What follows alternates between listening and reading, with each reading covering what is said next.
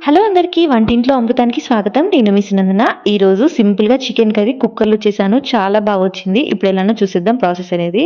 ముందుగా half KG chicken తీసుకొని అది వాష్ చేసి పెట్టుకున్నాను. అందులో అల్లం వెల్లుల్లి పేస్ట్ ఇది ఫ్రెష్‌గా చేసుకున్నాను.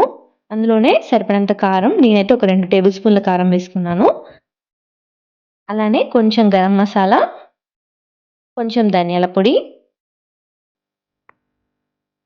మీకు టేస్ట్‌కి సరిపడంత ఉప్పు, అలానే ఒక టేబుల్ స్పూన్ పసుపు, కొంచెం జీలకర్ర మెంతుల పౌడర్ కూడా వేసుకోవాలి.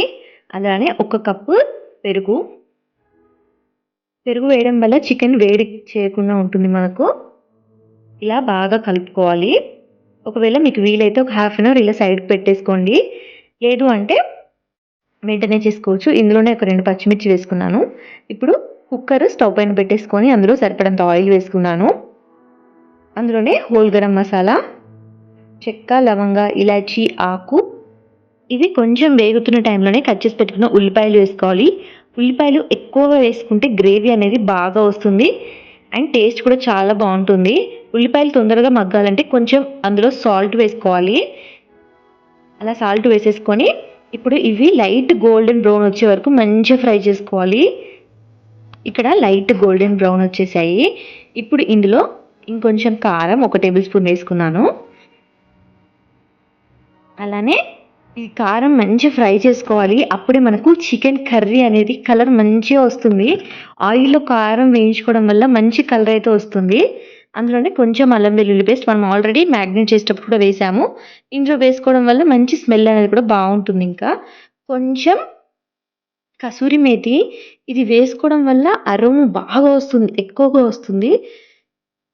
సో, కొంచెం ఇలా క్రష్ చేసి వేసుకోండి. ఇది కొంచెం ఒక 2 మినిట్స్ అలా ఫ్రై చేసేసుకోవాలి. ఇదంతా బాగా ఫ్రై అయిపోయాక, ఇప్పుడు మనం ఆల్రెడీ మ్యారినేట్ చేసి పెట్టుకున్న చికెన్ ఉంది కదా! అది ఇందులో వేసేసుకోవడమే.